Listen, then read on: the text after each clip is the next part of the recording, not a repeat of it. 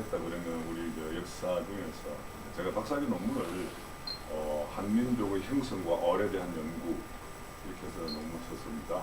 그러니까 핵심이 민족 형성 부분하고 민족의 얼, 민족이 지금 그 역사학에서 민족 형성에 대한 얘기는 논문을 쓴 사람들 많이 있는데 굉장히 그한 게요. 사람이 그 몸만 갖고 사람 아니지 않습니까? 정신이 있어야 되잖아요. 근데 민족도 마찬가지인데 민족 형성사를 하면서 정신 부분을 다룬 학자가 하나도 없습니다. 그래서 제가 처음으로 역사학 논문으로서 을에 대한 연구와 정신 부분을 이렇게 다루었습니다. 그래서 이번 시간에는 그 민족 형성을 중심으로 하고 다음 시간에는 그 을에 대해서 과연 을이 언제 어떻게 있고 실제로 우리가 확인할 수 있는가 하는 것을 중심으로 해가지고 좀 소개를 하도록 하겠습니다. 아마 주 내용은 하여튼 내가 이게 저 강원대학에서 역사 박사를 받았을 때 얘기하고 그다음 쭉 한 10여 년 동안 그 강원대학에서 강의를 했습니다. 그래서 이제 그 강의했던 내용들 이런 내용 중심으로 해가지고 막 거의 합치되는 부분이지만 오늘 중심으로 해가지고 여기 소개를 드리도록 하겠습니다. 우선 역사가 뭔가 한 것부터 이제 한번 다 아시는 사항이지만 짚고 넘어가도록 하겠습니다. 역사는 여러분 잘 아시다시피 이렇습니다. 우리가 일반적으로 역사 얘기하면 사실로서의 역사, 일어난 일, 일어났고 있는 일, 하나의 발자취라고 얘기합니다. 그 다음에 기록, 이것도 역사고, 기록이 되어 있는 것도 역사고, 이건 사실의 객관적인 역사, 객관적인 기록. 왜 객관적이냐 하면은, 객관적이 아닌 주관적인 게 있습니다. 옛날에 나폴레옹이 조세핀을 좋아했는데 왜 좋아했는지 사실은 기록은 없습니다. 근데 이건 역사에 안 넣거든요. 그 다음에 현실로서의 역사, 현재 자체도 역사라는 겁니다. 왜 현재 자체가 역사냐면은 아주 옛날부터 이어져 내려온 전통 생활 문화가 있습니다. 내가 지금 말을 하고 있고 말하는 한국말도 아주 옛날부터 내려온 겁니다. 그런 식으로 우리 문화가 지금도 살아있는 거죠. 그러니까 여기서부터 옛날을 찾을 수가 있다는 겁니다. 그래서 역사가 될 수 있는 거고 그 과거를 기록이나 혹은 이런 일어났던 일들을 평가하고 기록하고 그래서 미래를 형성하고 있기 때문에 즉 역사를 만들고 있는 현실 그 자체도 역사다 이렇게 보는 거예요. 그런데 그래서 이제 이걸 보면 이 부분은 기록이 없는 부분은 신화와 전설에 남아있고 그 다음에 현재 생활 문화 속에 남아있고 또 기록으로 되어 있고 그 다음에 현실 속에도 있기 때문에 우리가 역사를 이해하려면 바로 이런 신화와 전설, 문화, 기록, 현실의 생활 문화 이런 것들 같이 인식을 해야 되는데 실제로 이제 대부분 역사 그러면 기록되어 있는 것만 따지고 얘기하는 경우가 많습니다. 그리고 내가 이 옆에 이걸 왜 써놨냐면은 아마 여러분 많이 아실 겁니다. 왜 이렇게 써놨냐면은 보통 역사 그러면은 이게 고등학교 강의할 때도 우리 선생님이 그럽니다. 영어로는 히스토리고 독일어는 게시히테고 영어의 히스토리는 어디서 왔느냐 그러면 히스토리아에서 왔다 히스토리 뭐고 이 뜻은 이런 얘기는 우리나라 학생들한테는 라틴어를 모르는 사람한테 아무 소용이 없는 거죠 사실은. 그런데 이제 요거를 내가 근문을 배우면서 여기에서 배운 게 있거든요. 이게 뭐냐 하면은 이거는 이제 위에 위에 우두머리를 상징합니다. 그다음 요거는 이었다는 걸 상징합니다. 그다음 요거는 발입니다. 발자취입니다. 이어온 발자취를 요거는 뭡니까? 엮었잖아요. 이렇게. 결승 문자 엮었습니다. 이어온 발자취를 엮어 놓은 게 역사입니다. 그래서 엮는다 하는 거하고 역사하고 발음이 같죠. 그래서 우리말에 이렇게 엮었다 하는 데서부터 역사라는 게 나왔다. 이런 얘기입니다.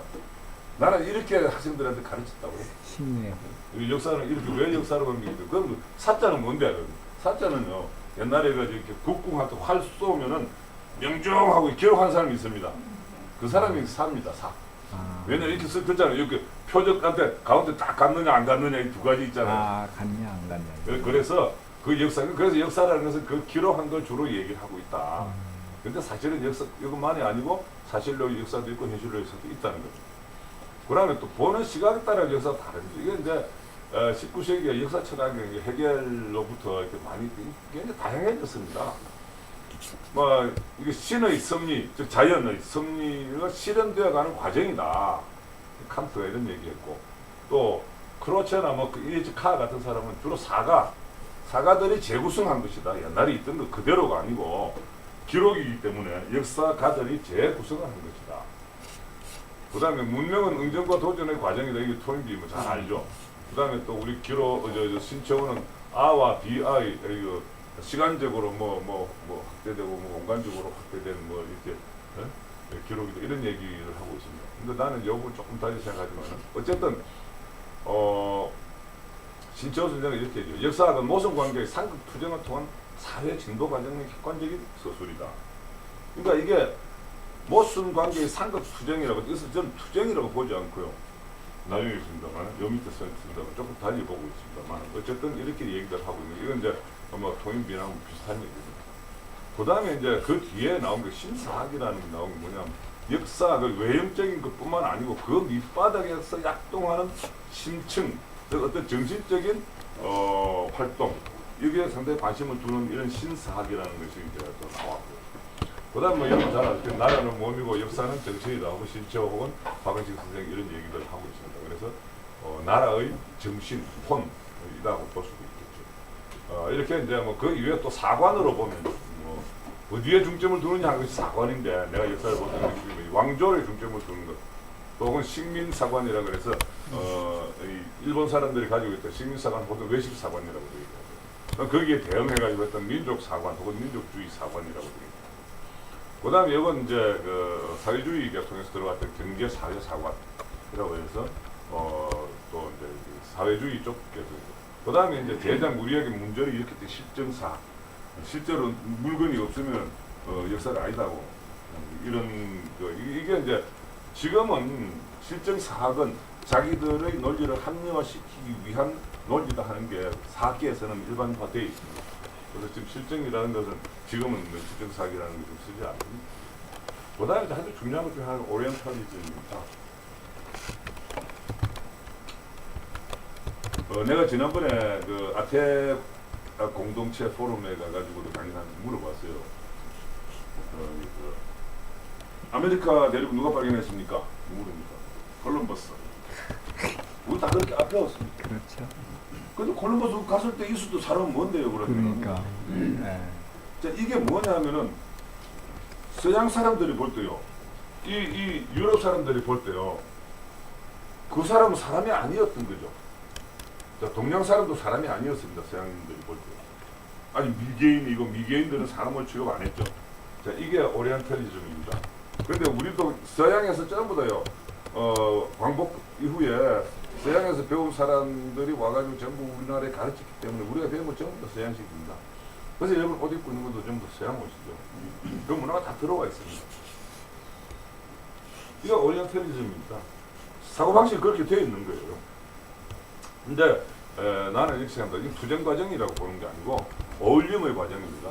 서로 다른 것이 뒤에 어울리려 그러면은 서로 치고받고 좀 갈등을 갖습니다. 그러나 어울려가는 과정으로 볼 것이냐, 혹은 투쟁의 과정으로 볼 것이냐 하는 것은 바로 각자의 시각의 차이입니다.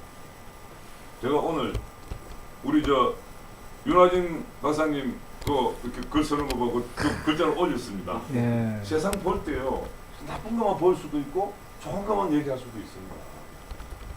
이 정부가 나쁘냐? 나쁜 점도 많이 좀 좋은 점도 무지장 많습니다. 자, 박정희 대통령 나쁜 사람이냐? 정말로 민족을 위해서 잘한 큰 일도 엄청나게 많습니다. 이병도 말고 그 누구죠? 이완용 무지장 나쁜 사람이냐? 사실은 이완용이요, 그 당시에 내가 알기로는 소위 그 과거에 급제해가지고 좋은 일 정말 많이 했습니다. 그러니까 나쁜 점하고 좋은 점이 있는데, 저는 이 세상에 가장 좋은 쪽으로 보자. 이제 투쟁 과정이라기보다는 어울려가는 과정이라고 볼 수도 있다는 거죠. 그래가지고 저기 아마 여기 결혼 다 하셨지만 결혼하기 전에 처음부터 좋았던 사람도 있겠지만 결혼하고 하면서 계속 하나가 되어가는 과정에서는 티격태격 많이 합니다. 그걸 투쟁으로 볼 것이냐 어울림으로 볼 것이냐 한 차이입니다. 저는 어저께 그 지금 누구야 우리 윤두병 선생님 쫙 올렸던 그 이렇게 글들 좀 보면서 참 정말로 나는 그렇습니다. 내 인생에 문제가 있구나 하는 걸 느낍니다.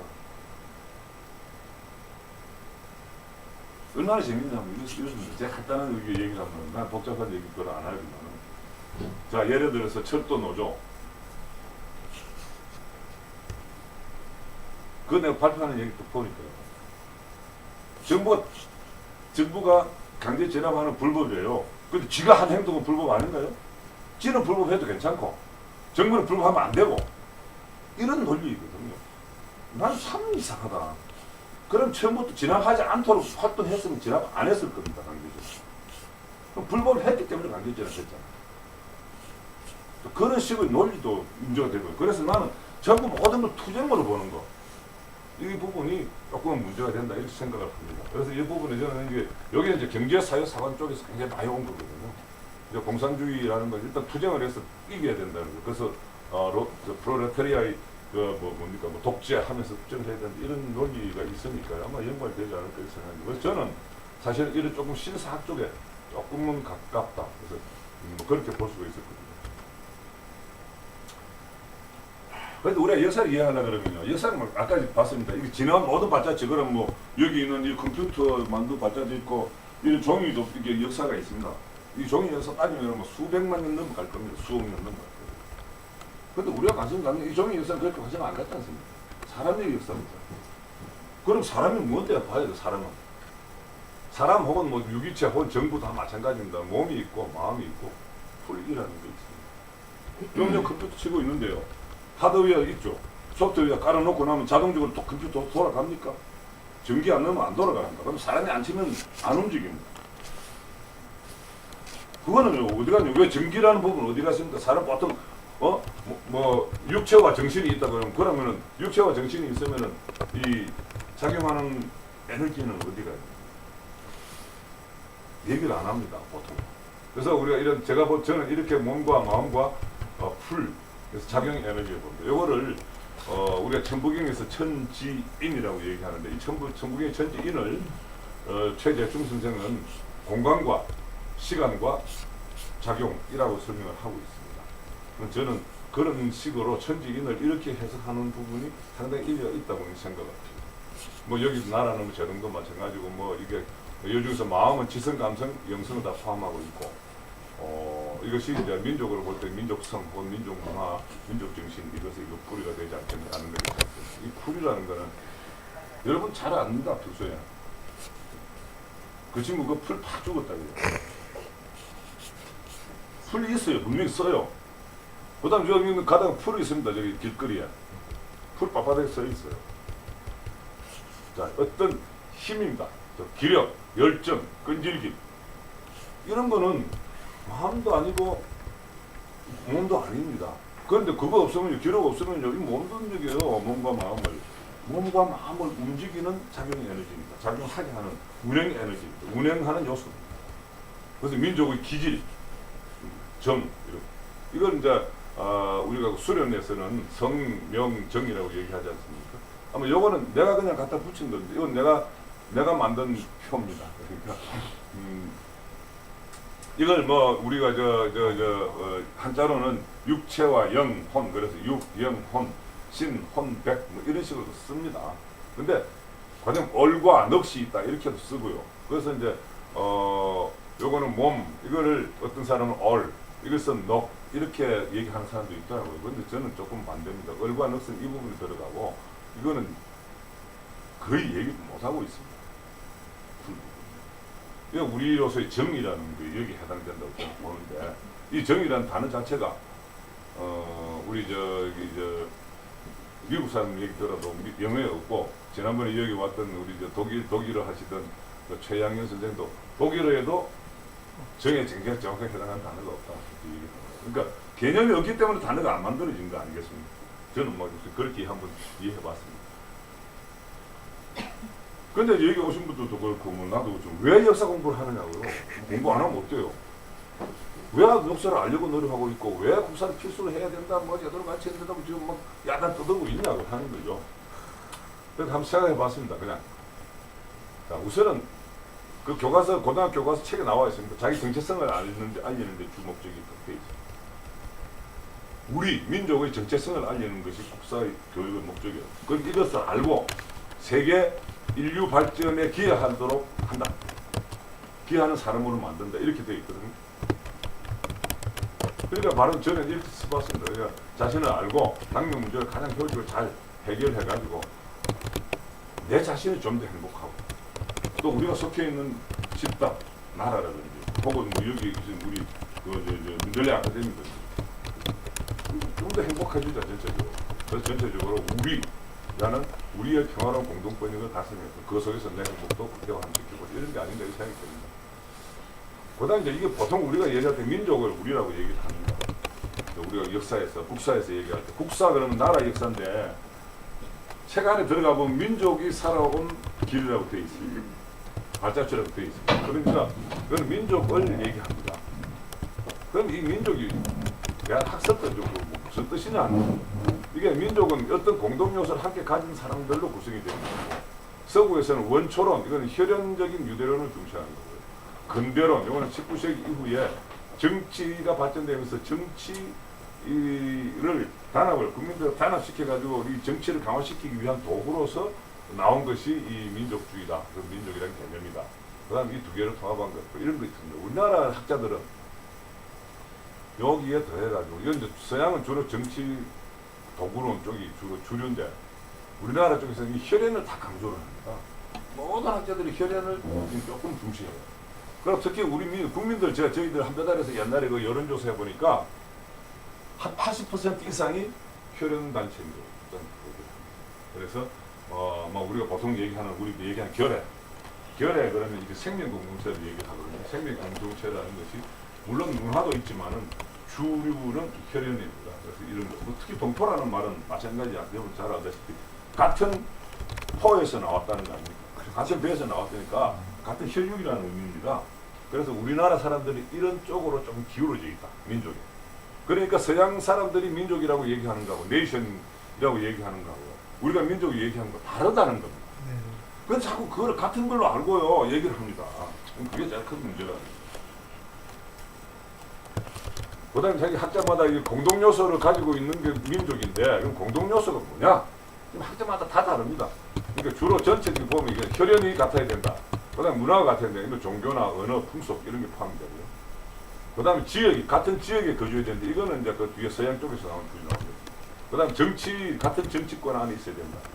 그다음에 생활을 같이 공동으로 이렇게 해야 된다. 뭐 이런 거, 이 경제 생활을 얘기합니다. 그다음에 역사를 같이 공유하고 있어요. 그런데 이제 공통적으로 이거 다 한 개도 하나도 없어도 민족 의식을 갖고 있으면 민족이다 이렇게 또 봅니다. 민족 의식, 내가 여기 한민족이라고 생각하고 있으면 한민족이 될 수 있다는 거죠. 이런 식의 학설들 쪽이 있습니다. 우리나라 학자들은 저런 쪽에 조금 중점을 두고 서양 학자들은 바로 정치 공동체, 정치에 관심을 중점을 둡니다. 정치에 중점을 두는 거는 이거는 그래서 그런 의미에서 네이션은 국민입니다. 우리 말로 하면 국민입니다. 민족이 아닙니다. 그런데 우리는 민족을 번역을 하고 여기서 문제가 발생합니다. 형성 시기도 따라서 이러다 보니까 형성 시기도 다 다릅니다. 근대론의 정치 도구론이라고 하는 학자들은 당연히 19세기 이후에 형성된 걸로 봅니다. 그런데 혈연 중심이라고 하는 사람들은 아주 옛날에 형성된 걸로 보고. 그럼 과연 이 시기가 언제냐? 자, 국가가 먼저 서고 나서 국가에서 이런 정치 도구론으로 필요해서 민족이라는 개념을 만들고 민족주의가 살아났느냐? 안 그러면 같이 시작돼야 됩니다. 혹은 국가가 생기고 나서 뭐 만들어졌느냐? 국가가 생기고 나서 정치적인 필요에 의해서 만들어졌다는 학자들이 우리나라 학자들도 거의 공통입니다. 나중에 제가 말씀드리겠습니다. 근데 우리나라 국가보다 먼저 생겼다. 이건 제 이론입니다. 그 다음 이제 여기서 앞에서 나왔습니다. 자, 정체성 회복. 사람의 정체성 회복의 목적이라고 그랬는데, 아까 사람이라는 건 제가 좀 봤고요. 그럼 정체성이라는 건 뭐냐, 그러면 나를 나답게 만드는 거예요. 다른 사람하고 다른 구분되는 게 뭐냐 하는 거예요. 이거는 사실은 오랜 역사 속에서 자연스럽게 형성되는 겁니다. 일부러 만든 게 아니에요. 이게 얼마나 기간이 걸렸느냐 하는 건 나중에 조금 설명드리겠습니다. 엄청나게 오늘 지금까지 인류가 이 지구상에 태어난 게 500만 년 전 혹은 뭐 50억 년 전이라는 얘기도 있는데 500만 년 전에 일반적으로 얘기합니다. 500만 년 전부터 지금까지 오면서 만들어진 거죠. 예를 들어서 민족의 정체성이라고 얘기할 때 민족이 만들어질 때까지, 그러니까 주로 한 5,000년 전에 만들어졌다면은 500만 년 전에 태어나가지고 5,000년 전까지 99.9% 기간 동안에 이것이 만들어집니다. 근데 그 부분의 역사를, 이게 만들어지는 역사 사실 그걸 무시하고 있는 게 문제가 있죠. 그리고 이거는 이제 독자성, 다른 사람하고 다르다는 거예요. 그 다음에 민족 안에 있는 사람들은 같은 의식을 갖고 있어요. 같은 그렇게 정체성이죠. 그 다음에 역사적으로 과거부터 쭉 지금까지 이어져 왔어야 된다. 영속성, 이 세 가지를 갖고 있어야 된다는 거예요. 근데 이제 개인은 개인별 정체성이 있고 집단 정체성이 있습니다. 민족 이렇게 있는데, 사실은 민족 정체성이 모든 개인적 정체성을 합친 것이냐 아니냐, 이거 갖고도 철학적으로 막 보니까 철학자들이 논리를 많이 논란을 많이 하더라고요. 그런데 어쨌든 전체적으로 공통적인 주장은 개인 정체성보다는 집단 정체성이 더 중요하다. 즉 개인 정체성은 집단 정체성에 영향을 받는다. 한국에 오래 살다, 한민족으로 오래 살다 보면은, 즉 우리 말을 오래 쓰다 보면은 그 정체성이 한국의 전체 정체성에 가깝게 들어갇힌다. 그래서 전체 정체성이 좀 더 중요하다. 이런 얘기입니다. 상위 개념이라는 거죠. 그리고 이 정체성이라는 것은 바로 역사 해석의 키워드라는 거예요. 이건 이제 제가 계속 주장하고 있는 부분입니다. 역사를 해석하는데, 우리나라 역사를 해석하는데 이걸 빼고 해석할 수가 없습니다. 미국식으로 아까 제가 말씀드렸습니다만은 콜럼버스가 아메리카 대륙을 발견했다고 보는 것은 우리의 의식이 아닙니다. 그런 식으로 인디안의 역사에서 보면 자기들이 먼저 발견했다는 거예요. 그럼 역사 해석을 할 때 키워드가 이 정체성이라는 부분이에요. 그래서 이것이 가장 중요하고 이것을 중심으로 역사가 이끌어져 가야 된다. 역사가 기술되어 나가야 된다. 저는 이렇게 보는 사람입니다. 그래서 왜 이렇게 제가 보느냐 하는 것입니다. 민족 시원사라는 것이 이렇게 중요합니다. 정체성이 만들어지기 때문에. 그래서 오늘 제가 민족 시원사라는 걸 얘기하게 됩니다. 자, 그러면 이런 역사를 어떻게 봐야 되느냐? 그래서 저는 이 부분은 아마 네 바퀴 얘기를 안 할 겁니다. 아까 사람의 몸과 마음과 풀이로 갖고 있는 사람 존재라면 역사를 볼 때도 이 세 가지를 같이 봐야 됩니다. 몸의 역사만 가지고 역사라고 얘기해도 안 맞고, 마음의 역사만 갖고도, 정신 역사만 갖고도 안 되고, 이 세 가지를 같이 통합적으로 봐야 된다는 거죠.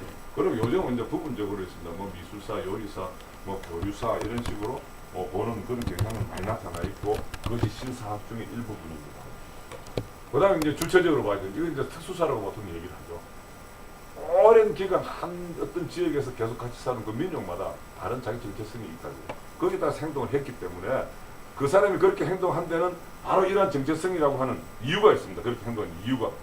그것을 유럽 사람이 이해를 할 수가 없는 부분입니다. 우리 마누라 그러면 우리 마누라라는 용어를 이해를 못하죠. 서양 사람들이. 어떻게 남편이 여러 사람이냐고요. 그런 부분들이 있다는 거죠. 그런 반면에 또 보편적인 것이 있습니다. 왜냐하면 다 같이 인간이거든요. 인간이 가지고 있는 공통성이 있습니다. 따라서 그런 면에서는 보편사여야 된다는 거죠. 이건 이제 예를 들면은 뒤에 조금 설명을 드리겠습니다만은 민족이 어떻게 형성되었느냐 하는 거는 인간 생활, 즉 인류 사회의 발전 단계설에 따라 가지고 보면 이러하다 이런 게 있습니다. 그럼 인류 사회가 이렇게 발전되어 왔는데 너는 우리만 전혀 별도로 발달이 되었다. 그러기는 좀 어렵다는 거예요. 그래서 보편적인 논리론에도 맞아야 된다는 겁니다.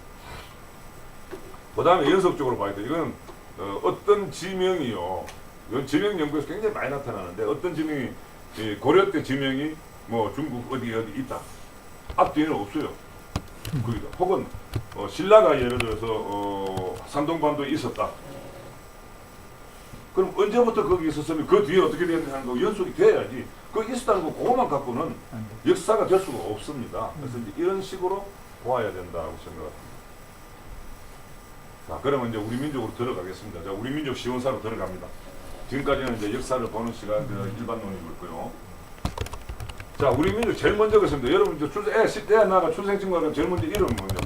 이름 없으면 안 되잖아요. 이름 정체성의 첫 번째 이름입니다. 두 번째는 언제 태어났냐? 출생지, 그다음 세 번째 출생지가 어디냐? 그 세 개는 필수죠. 그다음 들어가는 게 뭡니까? 성이 뭐냐? 아니, 본관이 어디냐? 뭐 이런 거 좀 들어갑니다. 그거는 이제 정신하고 관련돼요. 그 집에 내려오는 풍습이 있어요. 그런데요, 우리 교과서에는 제가 지금 기억하기로는 2001년 교과서까지는 한민족 배달민족이라는 게 나옵니다. 제6차 교육과정 교과서까지는 한민족 배달민족이라고 했는데 지금 없어져 버렸어요. 이름이 없어졌습니다. 우리 민족사를 얘기를 하면서 민족 이름은 없습니다. 그런데 이제 실제로 우리 이제 한민족이라고 그랬다. 한민족이라는 한이 어디서 나온 얘기냐? 이 한이라는 게. 내가 지금 찾아봤습니다. 뭐 옛날에 우리나라에 사만도 있었고요. 중국 사서에 나오는 이런 한들이 있습니다. 또 태양적으로 상징하는 요건 이제 최남선 씨 주로 이론하고 뭐 그게 여러분들이 밝히고 있습니다. 이거 아래 한자 요 올라가야 되는 뭐 밝다, 환하다 하는 것 같은 식으로 쓰이고 있고 태양이 밝으니까요. 그래서 이거는 흰 백자 혹은 일백 백자로 쓰기도 하고 이거는 예맥조가 할 때 맥자로도 쓰입니다. 맥도 마찬가지 백과 연결시킵니다. 그 다음에 대 이자 요게요. 나는 이거 우리 대 이자로 읽고 있는데 이게 옛날 뜻이 닭이더라고요. 닭인데 닭은 밝다 환하다는 뜻이랍니다. 옛날 고로요. 그래서 대도 마찬가지로 밝다는 의미고 이것도 닭이라는 뜻 나왔고 이것도 마찬가지로 우리가 얘기하는 부여, 번, 방, 발조선 할 때 반, 발, 뭐 한민족 할 때 한, 그리고 동명 할 때 동, 명, 발벌 명, 그 다음에 요 한, 이거는 모든 꼭편을 찾아보면요. 한자로 모의 한자로 익혀졌다는 의문이 나옵니다. 같은 발음이었다는 거죠. 현재 우리가 한이라고 읽는다고 해서 이거 원래 한이 아닙니다. 환입니다. 그건 옥편 찾아보면 나옵니다. 그 다음에 하늘, 그 다음에 하나라는 의미. 그건 환단할 때, 단도 땅에서 올라오는 빛을 의미하기 때문에 빛하고 연결돼요. 그 다음에 배달, 민족한테 배달도 연결돼요. 이 모든 이런 한자로 표현이 되었다는 겁니다. 밝다, 환하다 하는 의미의 한. 이런 글자가 쓰여진 것은 대부분 우리가 한이라는 의미를 갖고 있다. 그래서 한민족이라는. 배달민족은 아까 나왔듯이 이 밝다 혹은 환하다는 태양적으로 나타내는 것이면서 여러분 배달을 국어 큰 사진 있죠. 대사전에 찾아보면 재밌게 나옵니다. 배달 딱 찾으면 배달 나라의 줄임말 상고시대 우리나라의 국가 우리나라 최초의 국가 이렇게 나옵니다. 국어 사전 볼 때. 그런데 우리나라 최초의 국가라는데요. 그렇게 역사에서 가르치는 데는 하는 군데도 없습니다. 그래서 우리가 배달민족인데. 그 다음에 뭐 조선은 뭐 여러분 잘 알죠. 단군 조선, 고대 조선 때부터. 이건 한자의 내부적인 의미가 밝다는 의미를 포함하고 있죠. 반면에 주철혁 교수는 이것은 술록치기를 의미한다. 요 조는 어디 향하여 간다는 의미고 서는 술록의 먹이인 이끼를 나타낸다. 그래서 술록이 먹는 이끼를 따라가지고 술록을 끌고 가고 있다. 술록 이끼를 향하여 가는 족들이다. 술록치기족이다. 이런 의미라고 얘기합니다. 그 다음에 뭐 고리족이다. 뭐 전손족이다. 혹은 동이족이다. 이런 의미들 많이 사용합니다. 근데 뭐 다른 거는 여러분들한테 설명 안 해도 되겠지만 동이족은 조금 제가 말씀을 드려야 되겠습니다. 동이족이라는 경우는 많이 씁니다. 우리가 동이족이라고요. 근데 아까 여기 설명했듯이 동이라는 것도 밝다는 태양이라는 의미고 이도 태양이라는 의미입니다. 그러니까 뭐 태양족이를 나타낸다 이렇게 표현하는 건 큰 문제가 없는데 실제로 동이족이라고 우리나라 사서 어디에 우리 스스로 동이족을 부른 적이 없습니다. 그러니까 우리가 우리를 동이라고 부르지 않았다는 거죠. 부르지 않았다는 거죠. 그러니까 중국이 부른 거죠. 중국이 동이라 그러니까 우리도 그래 동이야. 자 발해를 원래 발해가 아니었잖아요. 진이라는 나라였습니다. 그래서 당나라가 자꾸 발해 국왕이 왕으로 임명을 합니다. 그래서 결국은 29년에 바꿉니다. 방해를 바꿉니다. 그러니까 결국은 중국에 싹 부르는 대로 따라가 버렸다고요. 동이족도 그런 의미입니다. 그래서 나는 동이라는 걸 아주 반대를 하고, 그래서 여기 오재성 선생이 처음 와가지고 동이족 역사에 대해서 강의를 하고, 내가 3번인가 4번을 듣고 있다가 나중에 조용하게 얘기를 했습니다. 우리가 우리를 언제 동이족이라고 합니까? 당신이 이렇게 연구하는 건 지금 중국 논리 갖고 우리한테 우리 설득시키는 게 똑같은 거야. 그래서 지금 그 뒤로 이제 오재성 씨 책에서는 동이족이라고 말하면서 그냥 이족이라고 그럽니다. 그래서 우리 리자죠. 우리 민족사 연구회 이렇게 이름을 붙였습니다. 원래는 동이족, 연구사 이렇게. 그런데 바로 이랑 똑같은 게 하나 있습니다. 자, 여러분 국호는 대한민국입니다. 네. 그런데 영문 국호는 Republic of Korea. 발음 괜찮습니까? 자, 이거 재밌습니다. 이거 앞에 거 이거는 고유명사 관계 없으니까 이 코리아거든요. 고유명사라고요. 대한민국에 우리나라 맞춤법에는요, 고유명사는 소리 나는 대로 적는다 이렇게 되어 있습니다. 자, 대한민국 어디에 코리아라는 발음이 나옵니다. 소리 나는 대로 적어야 되거든요. 안 그러면 맞춤법을 없애든지 고치든지요. 나라에서 만들어 놓은 맞춤법을 나라가 안 지키고 있습니다. 이게 꼭 같습니다. 코리아라고 우리가 이해 안 하죠. 외국 사람들이 코리아를 그러니까 우리가 막 코리아를 가버렸으면 똑같아요. 중국 사람들이 동이족 그러니까 우리도 동이족이다 그러고 있는 거 똑같습니다. 우리는 원래 코리아가 아닙니다. 물론 옛날에는 그게 있습니다. 이 코리아에 있습니다. 코리아에서 온 게 아니고요. 이 고리족에서 왔습니다. 원래 지금 에스파니아 스페인어 계통이라든가 동남아에 가면 꼬리 그러지 코리아라고 하질 않습니다. 꼬리입니다. 원래 발음. 꼬리는 여기서 온 겁니다. 미국식 발음. 이 고리는요, 지금 여러분 잘 알죠? 여기 올콘섬, 바이칼호수 안에 있는 올콘섬 안에 있는 족속들, 주류 족속들이 고리족입니다. 근데 고리족하고 굉장히 재밌습니다. 고리족이 치우하고도 연결이 되고요. 고리족이 어떤 족이냐 그러면은, 몽골족의 외갓집이거든요. 몽골족의 외갓집이거든요. 몽골족 시조가 여러 개 있고 비사에 보면 여러 개 있습니다. 여러 사람이 있는데 그 중에 알랑고아라는 시조가 있습니다. 몽골의 시조 중에서 그 알랑고아가 이제 고리 사람이에요. 고리족이에요. 거기에 보면은 고리족은 어떻게 탄생했느냐? 여기 지구에 살고 있던 황소가요. 황소 그러면 딱 생각나는 게 누굽니까? 시우스라는죠. 황소가요. 하늘에서 내려온 백조하고 결혼해가지고 아들을 11명을 낳습니다. 그 11명이 고리족의 시조가 된다. 그런 게 몽골 비사에 나오는 신화입니다. 그런 얘기입니다. 그럼 이 고리족은 코리아가 되고, 그 다음에 여러분 소떼 위에 새가 왜 올라가 있는지를 잘 몰랐습니다. 뭐 새가 전해주는 여전이지만 바로 자기 어머니한테 가는 겁니다. 자기 어머니 하늘 있잖아요. 하늘에서 내려왔으니까요. 백조가.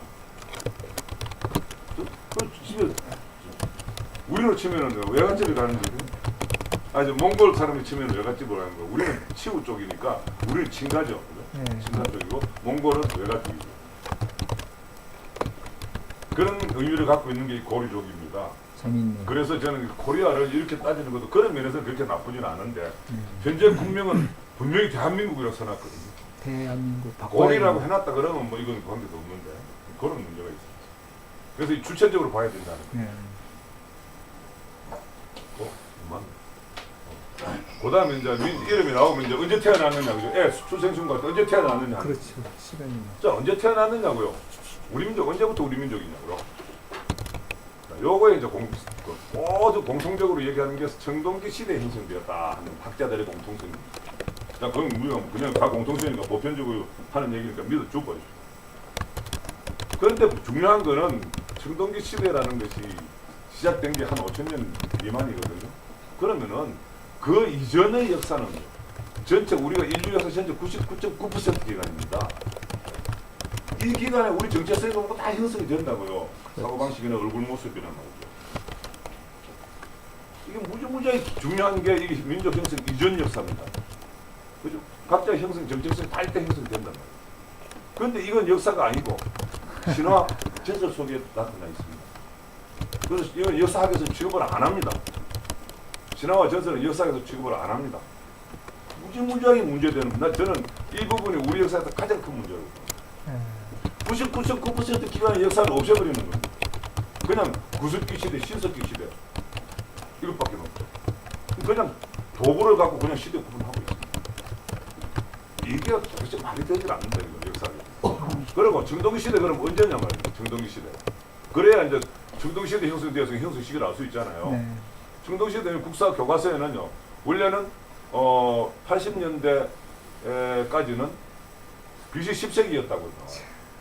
그러다가 이제 2002년도에 와서 BC 15세기 들어가서 지금 BC 15세기까지 갔다가 그 다음에 현재는 28년부터는 15에서 20세기 사이다. 이렇게 나옵니다. 이게 웃긴다. 계속 늘어나는. 이게 참 말도 안 되거든요. 왜냐하면 20세기 이전 뭐 유물들이 막 나왔는데 그럼 그거는 뭐냐면 우리 거 아니고 중국 사람이 와서 가는 거죠. 아이고. 그래서 중국의 동북공주 도와주고 있는 거죠. 엄마의 한반도에서도 그렇고 하가점 유적에서 24세기부터 BC 24세기부터 그냥 BC라는 말 제가 안 쓴다 그랬는데 뭐 너무 길어서 줄인다고 하수 썼습니다. 서기 전이라고 씁니다. 자, BC 24세기 16세기 자, 윤내연, 복기대, 뭐 북한의 김영건 다수 사람들이 요 시대로 봅니다. 이거 이제 청동기 시대의 시작입니다. 그 다음에 이제 북한의 당군릉이라든가 오한기 유적, 요거는 이제 적봉 지역에 있는 오한기 유적에서 나온 그 청동기 거푸집이 있습니다. 이 거푸집이 이 BC 40세기에 가까이 가거든요. 그 다음에 이제 북한에서도 북한 저기 당군릉에서 나온 유적이라든가 요건 BC 30세기에서 40세기 사이. 또 김종서 씨는 요 오한기 유적을 가지고 BC 40세기로 봅니다. 그래서 이렇게 BC 30세기나 40세기에 벌써 청동기 시대가 시작되었다고 보는 학자들도 있습니다.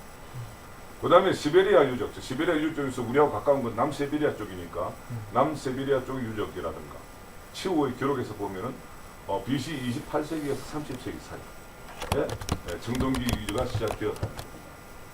이건 이제 우리 저 서울대학교 뭐 최몽룡 교수라든가 그다음 여기는 저 러시아에 가서 고고학을 연구하고 온 정석배 박사가 이런 주장을 하고 있습니다. 그 책에 이런 게 나옵니다. 자, 이거랑 종합을 찍고 생각해 보죠. 청동기 시대를 언제로 봐야 되는데 특히 아주 중요한 게 또 있네요. 여기 그거 빠졌네요. 요거를 제가 설명을 안 했네요. 요 치우 기록. 치우 천황이 황제하고 싸웠는데 금속 무기를 만들어서 싸웠다고 나와요. 그럼 우리나라 기록이 많이 아닙니다. 중국 기록이 다 나옵니다. 사마천은 사기에 나오는데 사마천은 다른 건 다 믿고 이걸 안 믿겠다 이런 엉터리가 어디 있습니까? 그렇죠? 다른 내용도 믿으려면 이것도 믿어야 돼. 그런데 우리나라 학자는 이건 안 믿어요. 자기 나라 자기가 믿어. 희가 웃기죠. 그때가 언제냐 하면은 BC 27세기 28세기부터 26세기 그 중간인데 그때 싸웠습니다. 그럼 이런 걸 지금 종합을 해보면은 우리 책에 있는 15세기, 20세기라는 게 말이 안 되는 겁니다. 왜 안 되냐면 또 한 번 설명해 줄게요. 교과서에 어떻게 되는 줄 압니까? 자, 청동기 시대가 돼가지고 이제 청동기 문화가 발달해서 무기를 만들려고 하면 한 2, 300년 걸린답니다. 그럼 한 2, 300년 후에 청동기 시대가 시작된 2, 300년 후에 무기를 만들어가지고 주변에 있는 부족들을 막 조합을 해가지고 국가를 세웁니다. 그게 당군조선이래요. 설명이 그렇게 되어 있습니다. 교과서에요. 그런데 자, 청동기는 제일 오래된 게 20세기입니다. 그럼 그 싸우려고 그러면 한 300년 후에부터 이제 청동기 무기가 나와야 되는데 그때부터 싸워가지고 또 이제 통합을 하려고 그러면 또 한 100년 걸렸다고 치면은 한 서기 전 한 15세기, 6세기 돼야 되겠죠. 그런데 그때 세운 당군조선이 건국 연도는 BC 2333년이에요. 완전히 모순되잖아요. 널 설명하고. 그래서 내가 저 고등학교 선생하는 놈이 있어요. 국사 선생하는 놈이 있어요. 야, 너 그거 어떻게 설명하냐 학생들한테. 말이 안 되잖아요. 아무튼 모순되는데. 말을 안 하고 지나가죠. 야, 그거 질문하는 한 놈도 없던데? 그렇죠. 그거예요. 학생들 아무도 질문 안 하던데요. 시험 보기 바쁘니 뭐. 그래서 저는 추가 또 이 고고학 발굴이라면 또 발굴 더 될 수 있잖아요. 어디서 그렇지. 누가 나올지 모릅니다.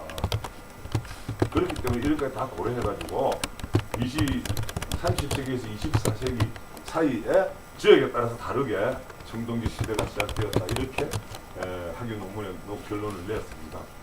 이렇게 하면 어느 정도는 갑니다. 아직 40세기까지는 안 가죠. 근데 그러면서도 나중에 나오겠지만 저는 40세기까지 갈 수 있는 가능성도 열어두고 논문을 썼습니다. 자, 이제 여기 이제 언제부터 시작되냐면 여기 몇 가지 이론이 있습니다. 자, 민족이 국가보다 먼저 형성되냐 뒤에 형성되냐 하는 거죠.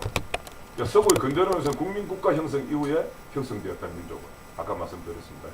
민족주의는 19세기 자본주의 발전에 따라가지고 따른 근대화의 산물이다. 그래서 국민들의 결정을 위한 정치 도구로서 이 민족의식을 고취시켰다는 거죠. 그래서 이거는 실체는 없는 상상되는 정치 공동체, 상상의 공동체다 이렇게 설명을 합니다.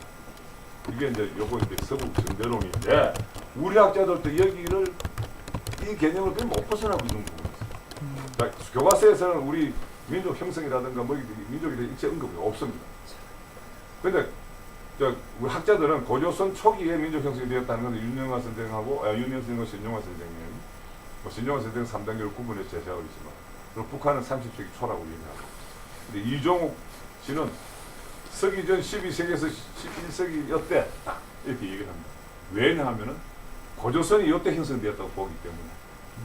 아이고. 재밌습니다. 이때 이제 소국으로서의 고조선이 형성되었다.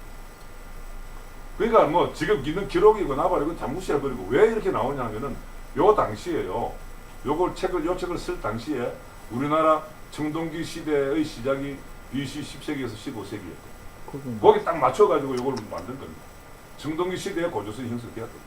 그러니까 건국되었다고 봅니다.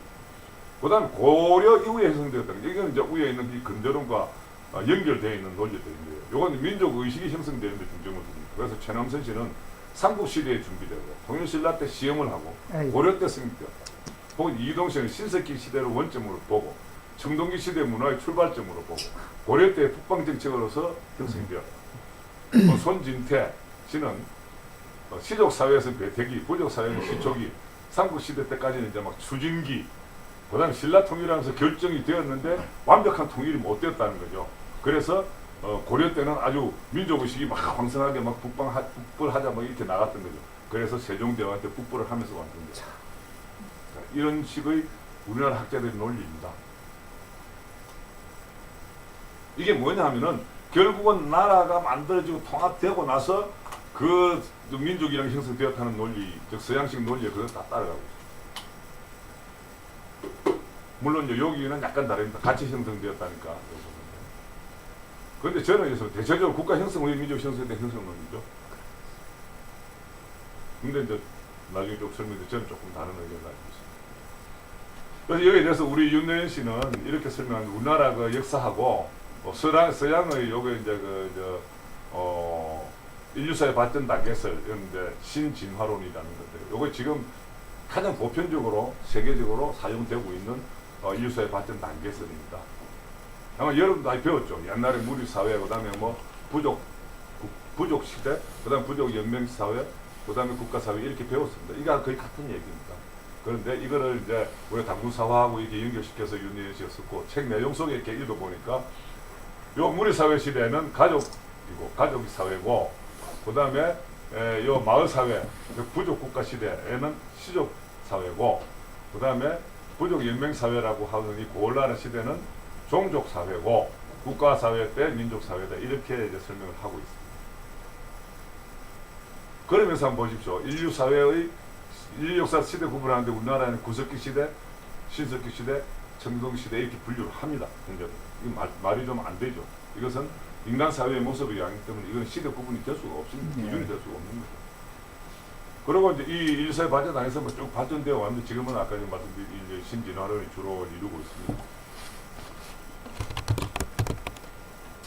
그런데요, 한번 보십시오. 중국은요.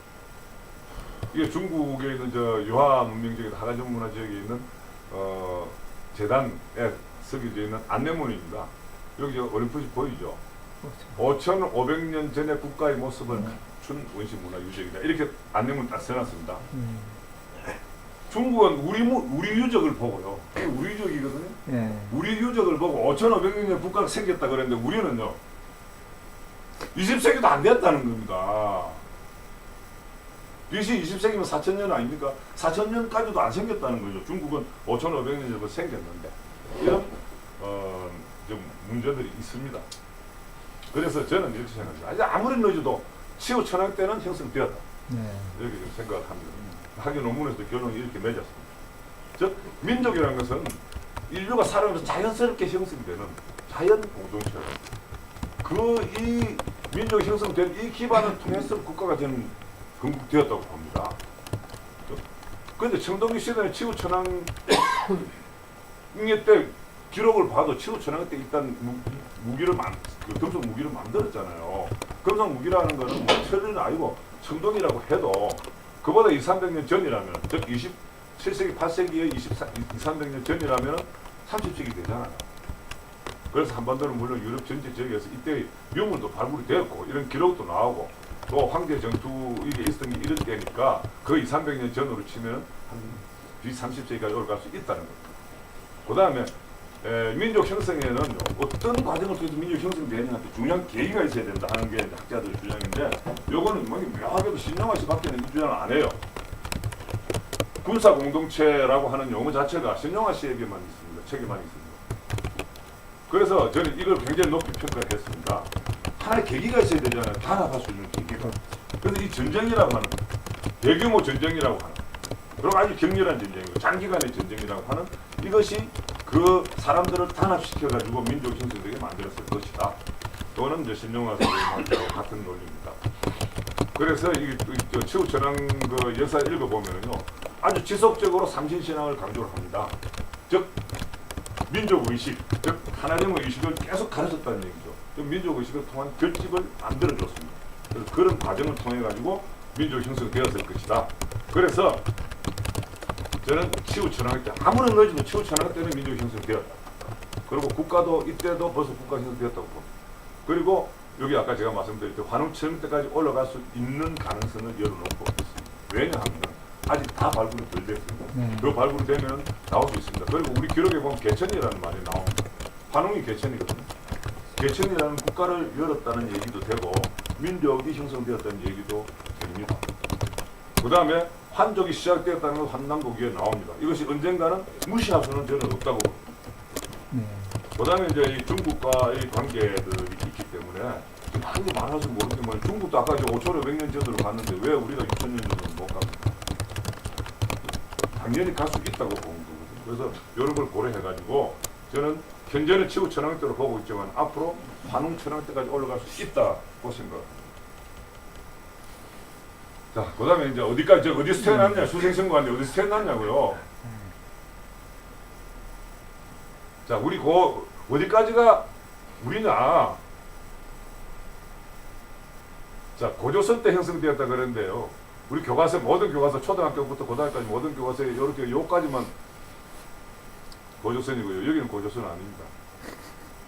근데 우시라시도요. 여기만 고조선이고, 여기도 아니고, 여기도 아닌데, 요거는 동이족의 영토라고 그러고, 이건 동이족인지 아닌지 뭔지도 설명도 없습니다. 자, 이게 우리 역사학자들이 작품들입니다. 한번 보십시오. 고등학교 한국사, 이건 물론이고요. 국사편찬위원회에서 쓴 한국사 개요편 제1권에 구석기 유적 신석기 전부 한반도 아니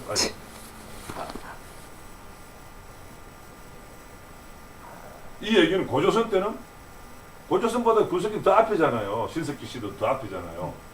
그런데 그 앞에는 고조선 영토까지도 포함을 안 시켜놨다고요. 이게 현대 실상입니다. 그래 고구려 때 이제 여기까지 올라갑니다. 고조선 때 이만큼이었는데요. 왜 없어졌는지 모르겠어요. 그다음 고려 때는 이렇게 청천강까지밖에 안 갔어요. 그리고 위에 갑자기 이어진 그람이 나옵니다. 이거 고구려 땅이고요. 고조선, 즉 고대 조선 땅입니다. 근데 왜 갑자기 다른 민족이 나타나 버렸어요? 언제 여전히 어디서 나타났는지 잘 모르겠습니다만. 그런 반면에요. 제 학자들 중에서 이유립 선생의 지도 이렇습니다. 배달국은 저 밑에 저 대만인데 이어서부터 이렇게 올라가는 영토를 갖고 있었다. 그리고 고구려 때 광개토왕 화태왕 때 영남 그때 이렇게 마찬가지 현재 양장강 쪽에서부터 시작해가지고 도랑까지 거쳐서 이렇게 되어 있었다.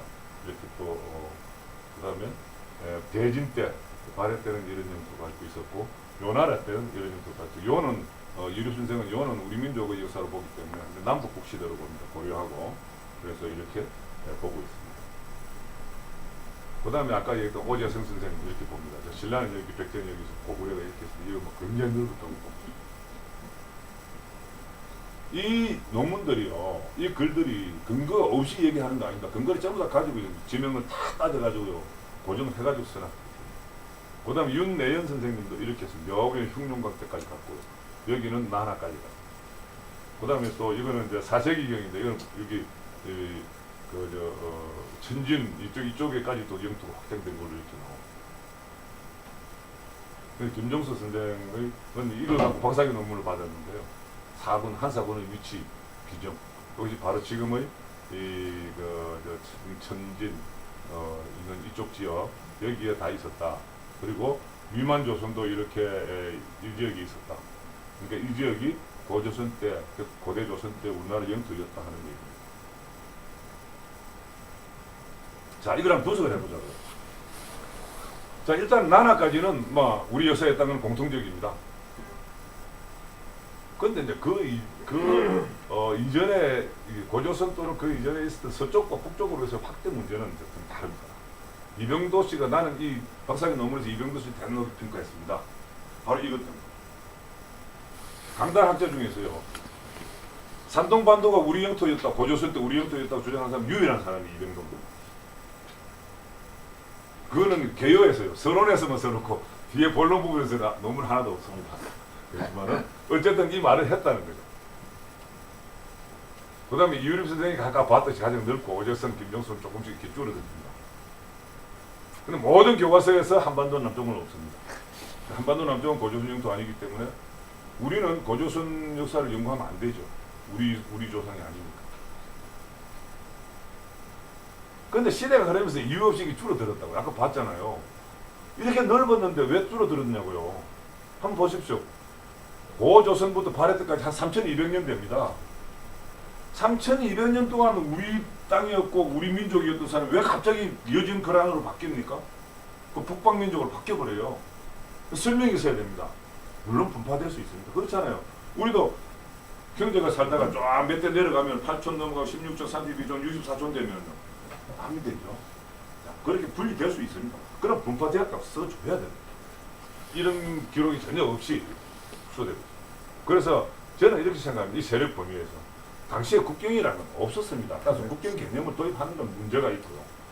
그냥 이동 활동 지역 그 범위를 나타내는 겁니다. 아니 술로 치기 해가지고 갈 때 말 타고 가니까 말을 타고 가면 황소를 주로 타고 처음에는 황소 탔다 그래요. 황소를 타고 가면은 여기 만주에서부터 저기 터키까지 한 일주일이면 간답니다. 그렇게 이동 다 해서 다니면서 다녔던 곳입니다. 그때 무슨 국경이 있고 말이지 우리 영토다 너희 영토도 없었다는 겁니다. 저는 이렇게 분명하게 생각을 합니다. 그 지역의 범위로 그냥 생각을 합니다. 따라서 양자강 지역까지, 천산 지역까지, 그것도 바이칼 지역까지 충분히 우리 민족들이 이동 활동을 했습니다. 따라서 그 영향력까지는 우리가 우리 민족이 활동했던 지역이다 이렇게 봐도 된다. 이제 그 다음에 범위 중에서 지역도 있지만은 종족도 있습니다. 어떤 종족이 구성되었느냐. 이게 이병도에서 신용화 씨까지 많은 사람들 환웅족, 고라니족, 곰족, 한족, 예족, 맥족 이게 형성이 되었다. 혹은 이제 그 심산호씨는 원주민 플러스 스키타의 후운족, 구여족, 천산 주신족, 혹은 정형기는 환웅족, 구여족, 신라김씨족, 곰족. 또 이제 윤예은 씨와 김종수 많은 사람들이 이것뿐만이 아니다. 이 사람들도 그것보다 더 많은 종족들 중에 일부일 뿐이다.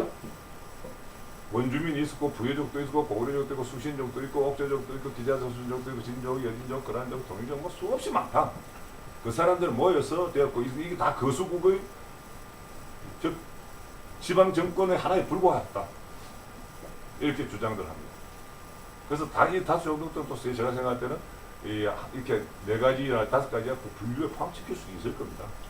그런 측면에서 보면 단일 민족이라는 용어는 과연 타당할까?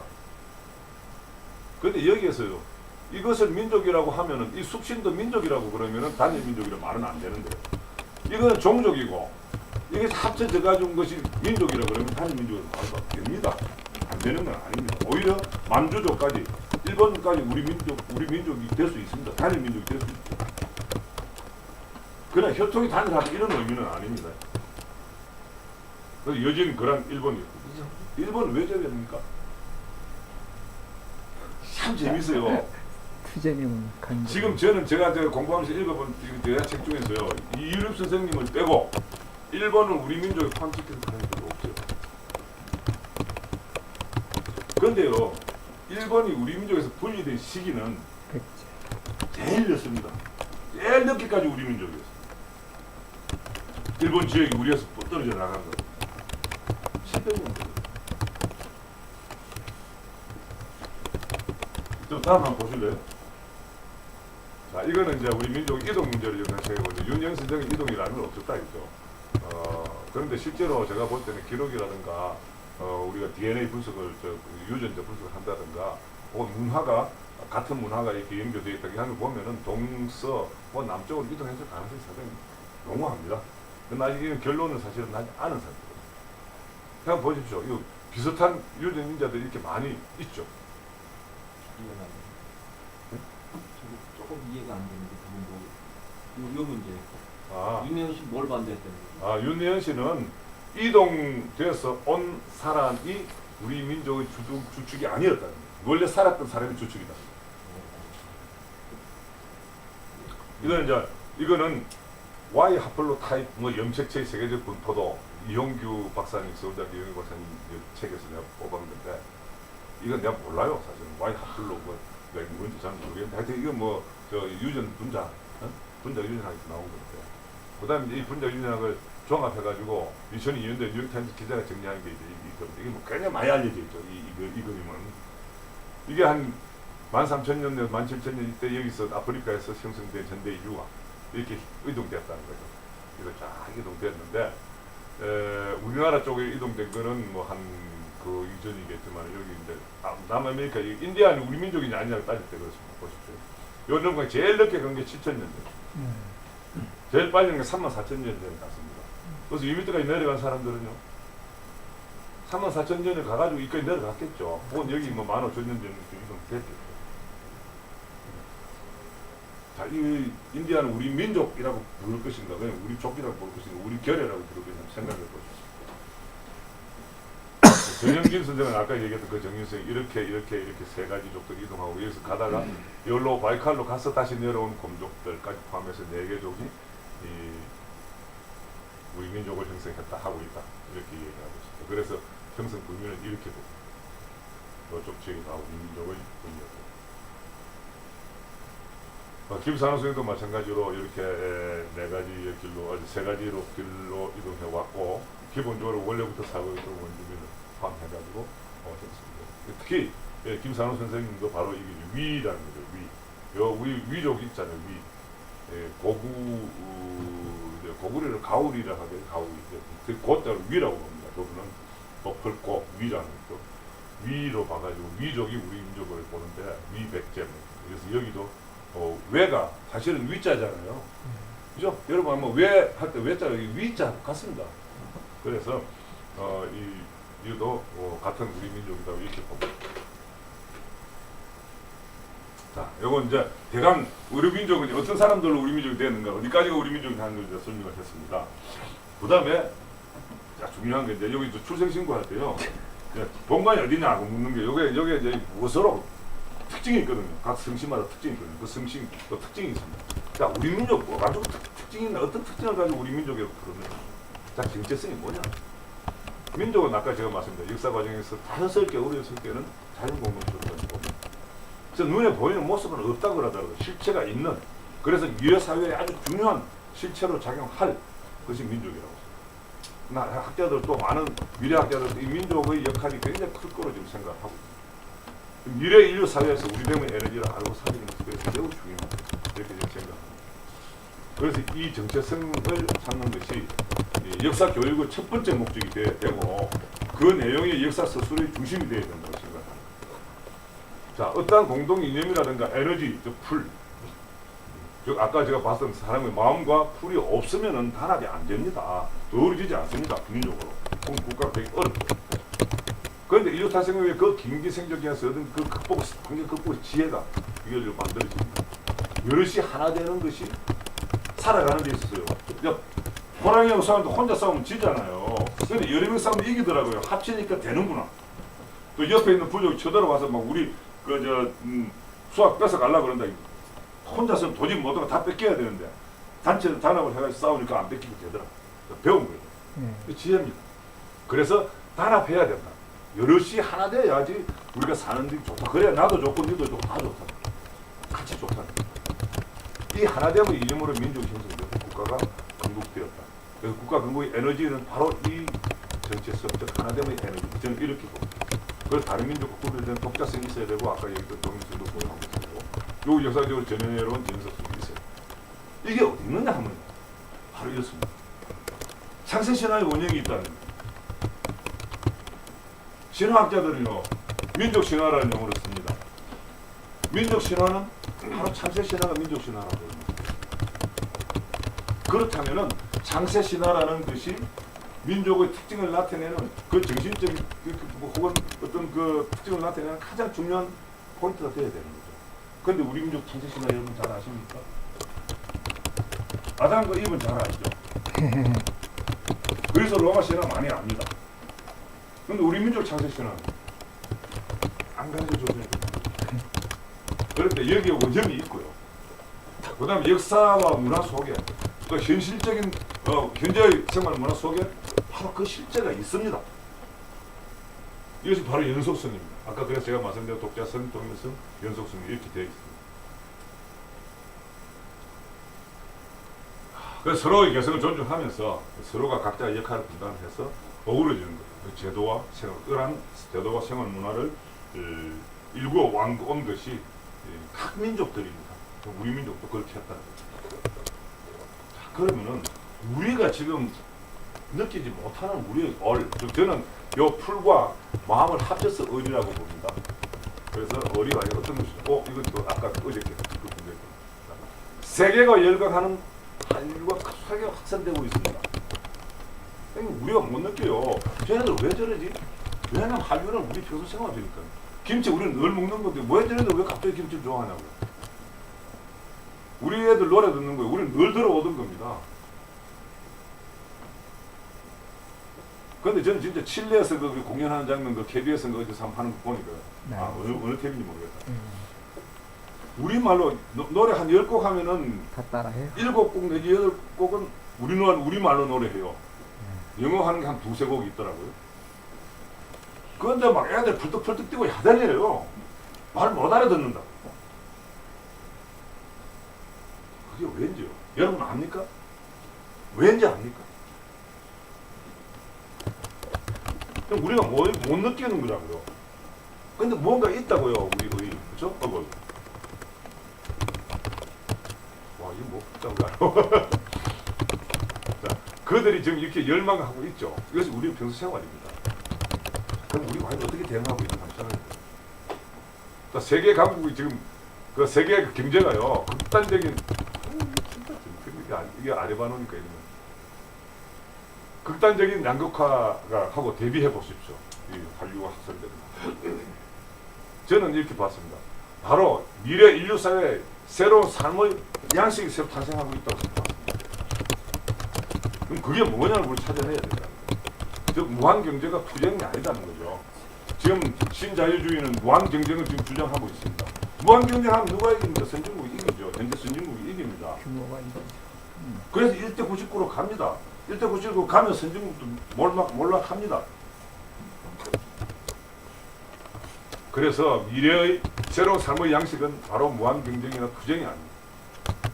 하나로 어울려서 우리 되는 것이다.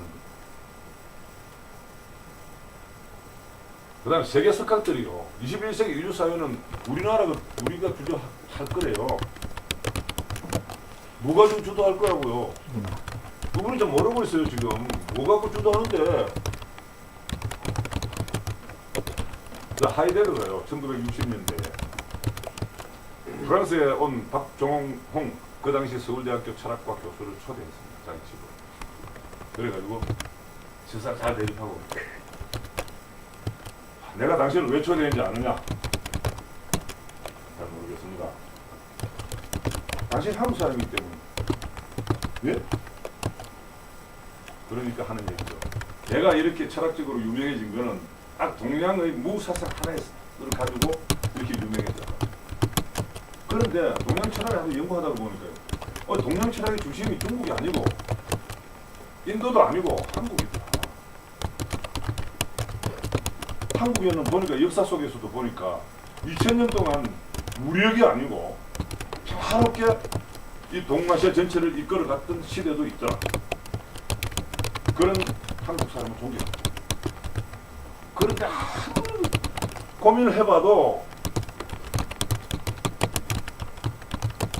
천부경은 모르겠더라. 천부경 좀 가르쳐줬어. 뭐야? 근데 박종홍이 천부경 말도 못 들어봤는데요? 설명 못했어. 이 얘기를 전주에서 강의하면서 박종홍 씨가 직접 얘기했다는 것을 지금 뭐 인터넷에 올라가 있습니다.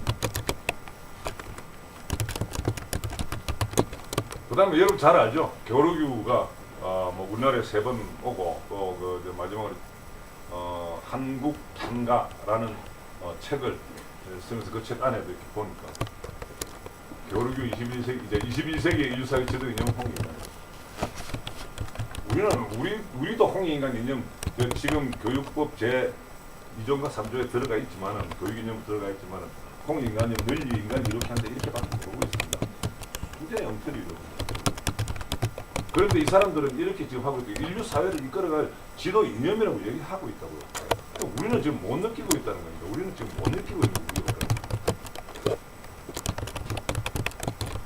이거 우유가 안 나오네. 요게 이제 완전 이 이제 제프리 존스라는 사람 좀 알 겁니다. 제프리 존스라는 사람 미국에서 우리나라에 60년대, 70년대 평화봉사단으로 대학생으로 왔다가 우리나라가 좋아가지고 바로 가서 학교 졸업하고 돌아와가지고 한국 사람을 결혼하고 해가지고 지금 살고 있는 있으면서 주한 미국 항공기에서 대장 소장으로 오래 하고 그런 사람인데 이 양반이요 2005년도에 참 재밌는 책을 썼어요. 책이 재밌어서 제목이 재밌어서 제가 봤거든요. 나는 한국이 두렵다. 그래서 뭐 가지고 두렵다고 썼을까 싶어서 쭉 봤습니다. 그 안에 보니까 이제 일단 여러 가지 얘기 나오는데 그 속에 이런 게 나와요. 2025년이 되면 미국을 위협할 세계에서 미국을 위협할 유일한 나라는 한국이다.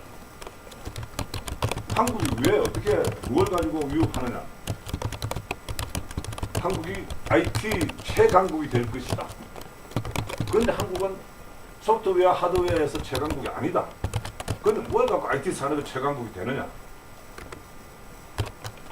이 삭막한 사이버 세계에 인정을 불어넣을 수 있는 유일한 민족이기 때문이다. 그걸 가지고 IT 산업의 최강국으로 등장합니다. 그래서 미국을 위협할 것이다. 그렇게 쓰면서 실제 내용 속에는 미국을 능가할 것이라는 내용이 들어있습니다. 그게 기껏 해봐야 지금 12년 후입니다. 이 양반이 얘기한 거, 이 사람 연결 100% 만땅이는 아니지만. 이렇게 예언을 했습니다. 이 사람 미국 사람입니다. 그래가지고 미국하고 한국하고 이렇게 막 야구 시합하는데요. 옆에 한국 친구들하고 같이 붙어가지고 야 우리나라 이겨라 우리나라 이겨라 야 임마 니네 지금 미국 이기란 말이야 우리 이겨라 우리 한국 이기란 말이야 그래. 혼돈이 오네. 야 당연한 거야. 임마 니는 국적이 미국인데 뭐 우리나라 그러면 미국이잖아. 이래서 막 둘이 웃고 했다는 얘기가 나옵니다. 그러면서 왜 그럼 그렇게 한국을 좋아하면서 왜 교화 안 하느냐? 그러니까 자기는 미국인으로 있으면서 한국을 도와주는 것이 더 큰 역할을 할 수 있다. 더 도움이 멋지네요. 된다. 이렇게 얘기를 이런 사람이 이렇게 얘기했다는 겁니다. 그리고 요게 이제 더 재밌죠. 루돌프 슈타이너라는 이게 뭡니까 무슨 그거 주장하고 했던 사람이죠. 환경 뭐 이런 거. 근데 이 양반이 삶의 새로운 즉 인류 사회의 새로운 삶의 양식, 새로운 삶의 양식의 원형을 제시할 성별의 민족이 곧 나타난다. 그 민족이 한국 민족입니다. 한국.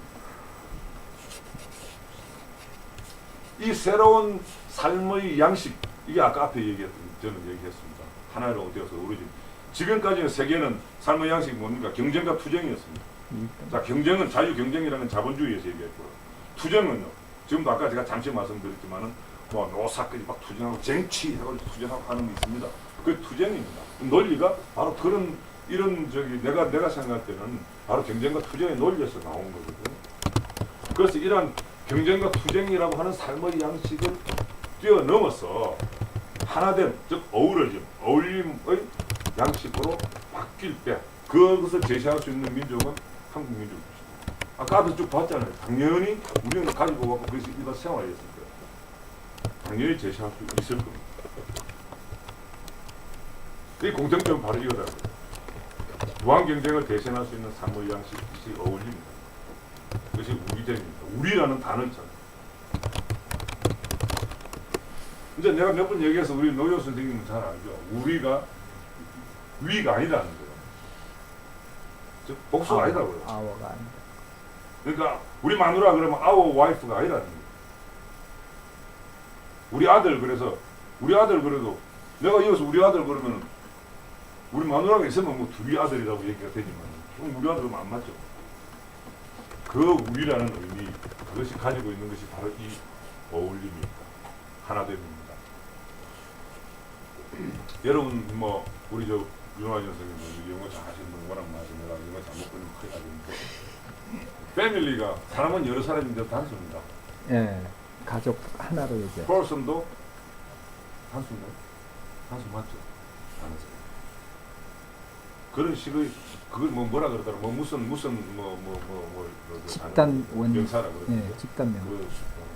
그런 거에 속합니다. 예를 들자면. 자 그러면은 이 우리 계략을 다시 한번 보자고요. 어디 있는가 자 다시 한번 보자고요. 찾아보자고요. 자 우리 계략 창세신화에 있다고 그랬습니다. 원형이 있다고 그랬습니다. 아까 제가. 그럼 창세신화 어디냐고요? 삼성기, 태백여사, 부도지, 부가 등의 창세신화가 있습니다. 그 내용을 종합하면 이렇습니다. 최초에 빛이 있었다. 자 우리 태양족, 밝음의 민족, 한족입니다. 제일 최초에 깜깜했다는 건 성경이고요. 태초에 한가득 빛이 있었다는 우리 긍정. 그 다음에 부도지에는 윤려가 있었죠. 소리가 있었죠. 그 다음에 실달성과 허달성이 있는데 이 허달성을 천수에 팍 빠뜨립니다. 마고가. 빠뜨리니까 거기서 기화수토라고는 네 가지 요소가 꽉 튀어올라요. 이 요소들이 빛과 소리와 어우러져서 감남한다고 하는 위치가 탄생이 됩니다. 이것을 우리가 보통 만들어낸 창조론이니 발전되는 진화론이니 이런 용어하고 똑같이 조화론이라고 얘기하고 어우러져서 만들어졌다. 우리 창세 신화에는 이런 내용들이 들어있습니다. 굉장히 많이 있습니다. 그 다음에 우리 경전에서 이념으로 제시하고 있습니다. 천부경에서 제시하고 있습니다. 그 다음에 단군 사화 이것을 이제 유류선생님하고 몇 사람들 개천경이라고 해요. 개천경에도 이게 천지인이 어우러집니다. 재밌잖아요. 여러분 잘 아는 단군 사화 그렇죠? 하늘에서 내려온 환웅과 땅에서 내려온 땅에 살던 곰이 변한 여자가 들어가가지고 사람을 만듭니다. 천지인이 하나로 어우러집니다. 만약에 이런 논리에서 나온 홍익인간이라고 홍익인간 뜻이 뭐겠습니까? 널리 인간을 이렇게 한다는 뜻이 아니라는 거예요. 어울림을 나타내는 거예요. 우리 숙기훈 씨도 여러 번 얘기를 하고 했지만 알죠? 홍은 흘, 홍, 넓은 홍. 이건 말 이거. 이는 사람. 가는 사이. 사람 사이를 크게 더한다. 사람 사이를 크게 더하는 건 어떻습니까? 또 여러 사람하고 관계를 하는 것도 사람 사이를 크게 더하는 거예요. 혼자 살다가 둘이 결혼해서 둘이 살다가 또 애들 생겨서 다시 살다가 가족들이 모여서 부족을 만들고 부족이 모여서 종족을 만들고 종족이 다시 민족을 만들고 자 민족과 민족이 어울려서 지혜 공동체를 만듭니다. 이렇게 늘어나는 것도 홍익인간이 될 수 있습니다. 그 다음에 내하고 나하고 사이가 좀 별로 안 좋았는데 좋아진다. 두텁게 된다. 사이가 두텁게 된다. 그것도 역시 사이가 크게 더해지는 들어갈 수 있습니다. 그래서 처음에 친구가 아니었는데 친구가 되는 거죠.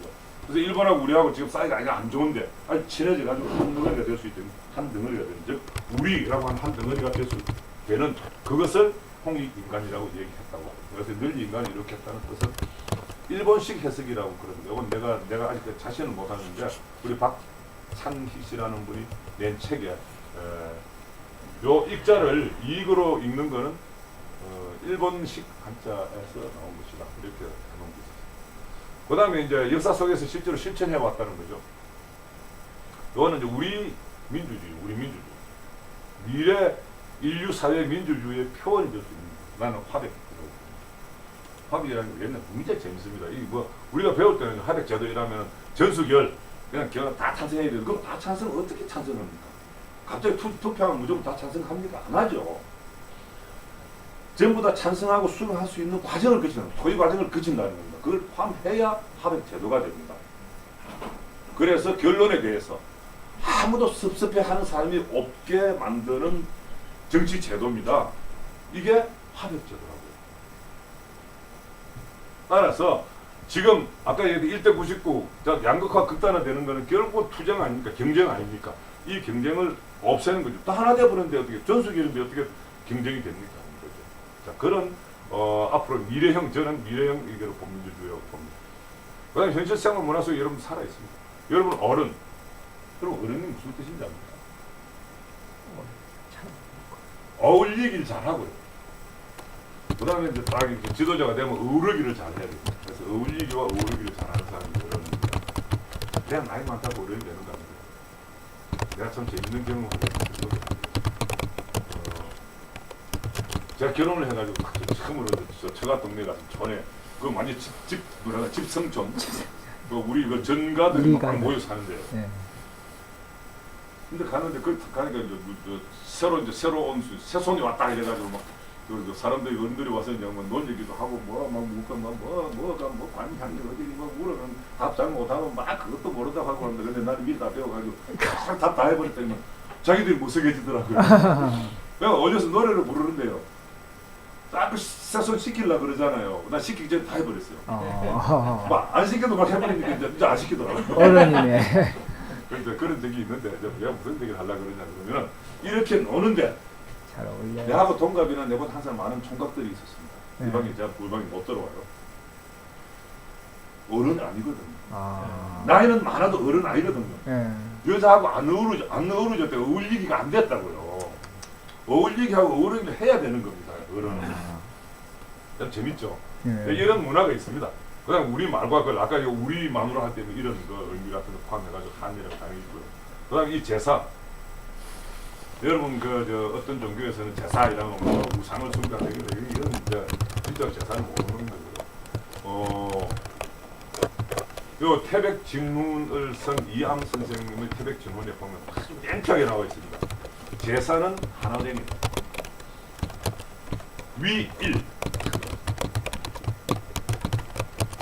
가족들, 친척들이 하나로 어우러지기 위한 탄압잔치입니다. 이게 제사입니다. 조상들이 우리 조상들의 지혜입니다. 떨어져서 살고 막 이렇게 촌에서 농사 짓고 하다 보면 농사 때문에 물 때문에 싸우고 할 거 아닙니까? 그것들이 1년에 쌓인 혹은 이런 쌓인 것들을 모여가지고 다 틀고 하나 되는 그런 화합잔치. 그것이 제사입니다. 그다음 이 건축기술 이건 제가 이제 종종 쓰는데 많이 썼지만 또 해야 되겠네요. 여러분 유산 빌딩을 짓는데 제일 많이 쓰였던 재료가 뭡니까?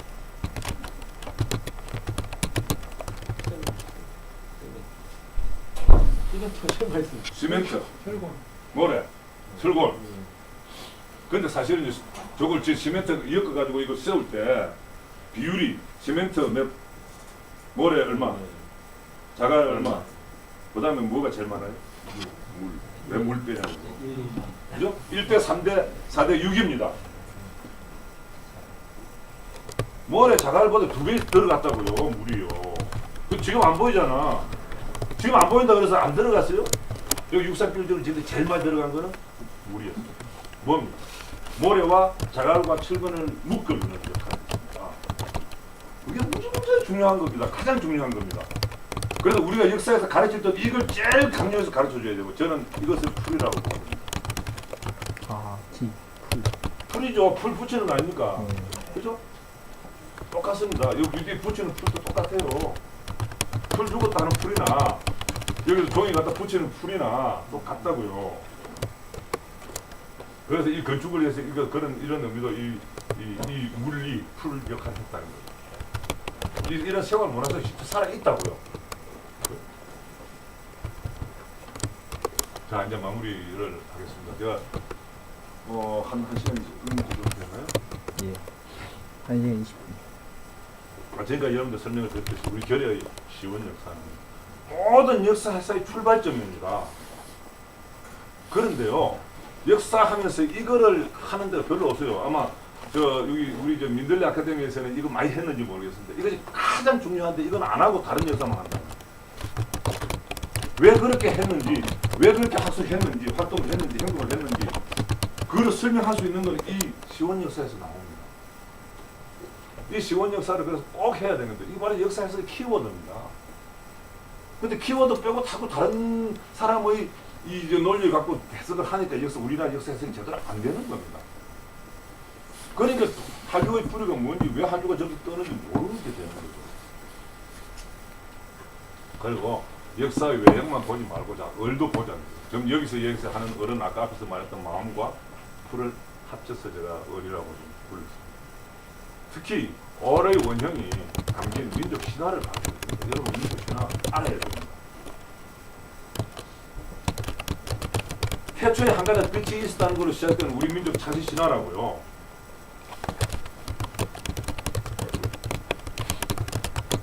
태초는 캄캄한 어둠이었다는 거하고 다릅니다. 출발이 다릅니다. 인식의 출발이 다릅니다. 자, 그것을 우리가 현대화하고 체계화 해가지고 지금 한류가 뜨고 있지 않습니까? 이 한류가 뜰 때 이런 것을 같이 퍼뜨려야 된다.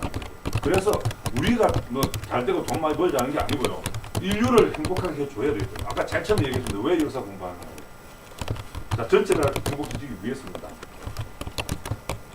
그래서 현대 인류 사고의 아까 얘기했죠. 아까 나왔었죠. 새로운 삶의 양식, 그 원형을 우리가 제시할 거라고 얘기해요. 학자가 있었습니다.